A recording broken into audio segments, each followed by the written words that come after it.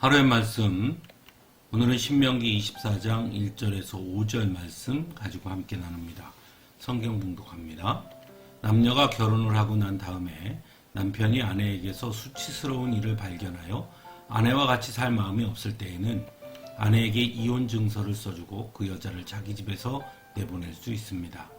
그 여자가 그의 집을 떠나가서 다른 남자의 아내가 되었는데 그 둘째 남편도 그 여자를 싫어하여 이혼 증서를 써주고 그 여자를 자기 집에서 내보냈거나 그 여자와 결혼한 둘째 남편이 죽었을 경우에는 그 여자가 이미 몸을 더럽혔으므로 그를 내보낸 첫 번째 남편은 그를 다시 아내로 맞아들일 수 없습니다. 이런 일은 주님 앞에서 역겨운 일입니다. 당신들은 주 당신들의 하나님이 당신들에게 유산으로 주신 땅을 죄로 물들게 해서는 안 됩니다. 아내를 맞은 새 신랑을 군대에 내보내서는 안 되고 어떤 의무도 그에게 지워서는 안 됩니다. 그는 한 해 동안 자유롭게 집에 있으면서 결혼한 아내를 기쁘게 해 주어야 합니다. 아멘. 인간 공동체의 가장 중심이자 기초는 가정이라고 말할 수 있습니다. 성경도 가정을 매우 중요하게 말씀합니다. 하나님께서 처음으로 인간에게 주신 공동체 조직이 바로 가정이기 때문입니다. 그래서 가정의 순수성과 거룩함을 지키는 것을 매우 중요하게 말씀합니다. 오늘 말씀도 가정의 순결함과 거룩함에 관해 말씀하고 있습니다. 그래서 역설적이게 수치라는 말이 등장합니다. 남편이 아내에게서 수치스러운 일을 발견했을 때 오늘 본문은 이혼 증서를 써주고 그 여자를 자기 집에서 내보낼 수 있다라고 말합니다. 여기에는 몇 가지 의미가 있음을 보게 됩니다. 첫 번째로 우리가 가장 먼저 이해해야 할 것은 성경은 배우자를 단순히 인간적인 선택이 아니라 하나님께서 허락하시고 맺어주신 사람이라고 본다는 것입니다. 그러므로 이혼이라는 것은 결국 하나님께서 허락하신 것을 또는 하나님께서 맺어주신 것을 깨뜨리는 것처럼 볼 수 있다는 것입니다. 그래서 이혼을 하기 위해서 등장한 것이 바로 수치라는 의미입니다.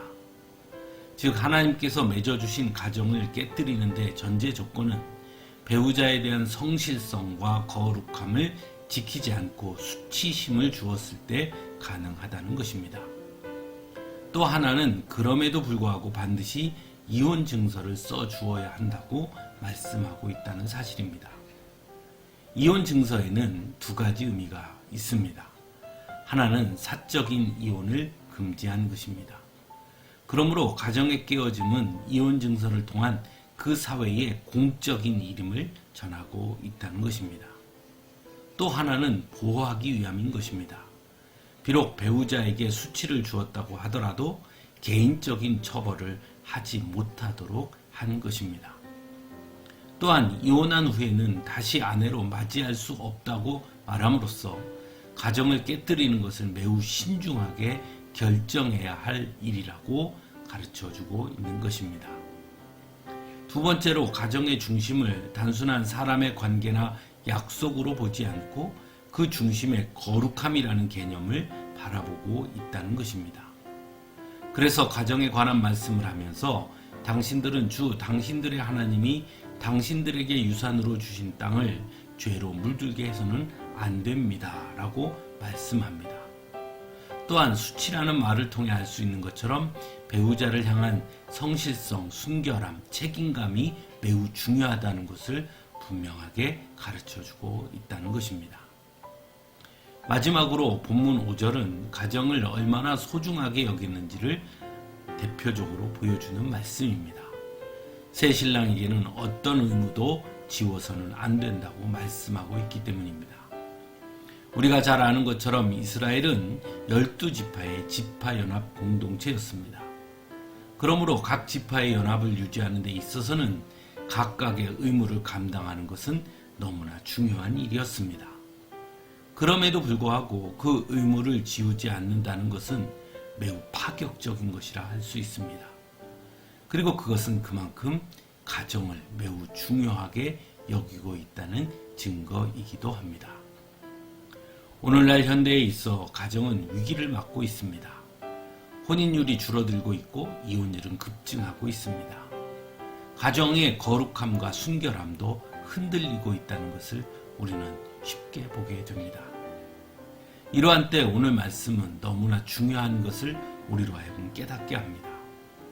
비록 세상은 결혼관과 가정관이 변화했다고 하더라도 하나님의 말씀을 따르는 성도들은 우리의 가정을, 우리의 배우자를 세상적인 잣대로만 보지 말고 하나님께서 맺어주신, 하나님께서 허락하신 소중한 돕는 배필로 이해할 수 있어야 한다는 것입니다.